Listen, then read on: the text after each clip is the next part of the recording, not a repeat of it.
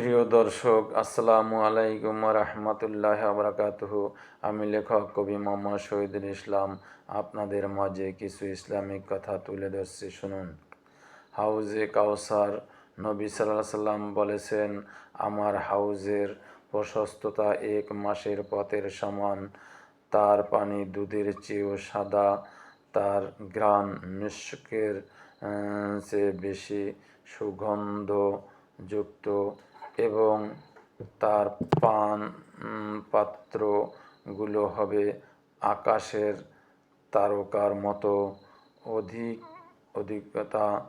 তা থেকে যে পান করবে সে সে আর কখনো পিপাসার্ত হবে না। বুখারী হাদিস 6579। সুবহানাল্লাহ। আসসালামু আলাইকুম রহমতুল্লাহি বারাকাতুহু। যদি আপনাদের ভালো লেগে থাকে, লাইক, কমেন্ট, শেয়ার এবং সাবস্ক্রাইব করে আমার পাশে থাকুন। আল্লাহ হাফেজ।